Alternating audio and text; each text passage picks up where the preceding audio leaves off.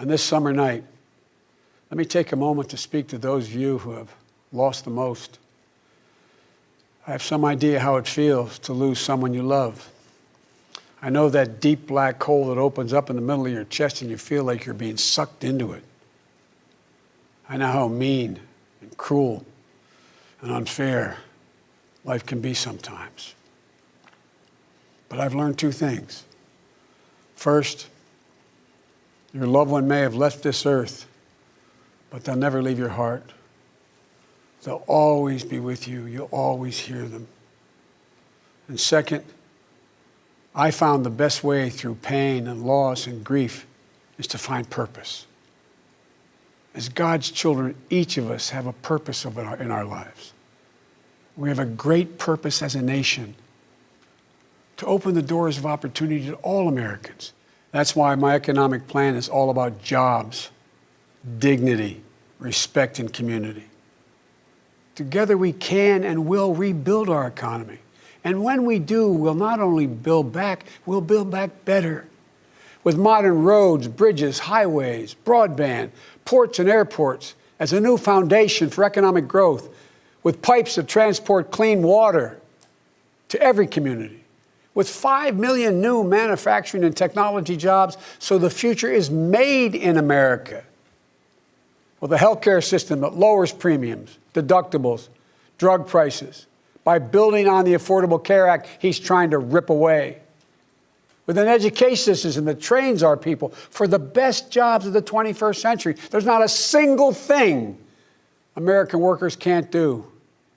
And where cost doesn't prevent young people from going to college and student debt doesn't crush them when they get out. With a child care and elder care system that makes it possible for parents to go to work and for the elderly to stay in their homes with dignity. With an immigration system that powers our economy and reflects our values.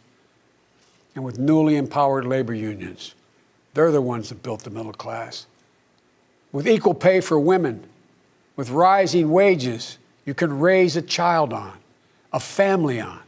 And yes, we're going to do more than praise our essential workers. We're finally going to pay them. Pay them. We can and we will deal with climate change. It's not only a crisis, it's an enormous opportunity. An opportunity for America to lead the world in clean energy and create millions of new, good-paying jobs in the process. And we can pay for these investments by ending loopholes, unnecessary loopholes, and the president's $1.3 trillion tax giveaway to the wealthiest 1% and the biggest, most profitable corporations, some of which do not pay any tax at all. Because we don't need a tax code that rewards wealth more than it rewards work. I'm not looking to punish anyone. Far from it. But it's long past time the wealthiest people and the biggest corporations in this country paid their fair share. And for our seniors, Social Security is a sacred obligation, a sacred promise made. They paid for. The current president is threatening to break that promise. He's proposing to eliminate a tax that pays for almost half the Social Security without any way of making up for that lost revenue, resulting in cuts. I will not let that happen. If I'm your president, we're going to protect Social Security and Medicare. You have my word.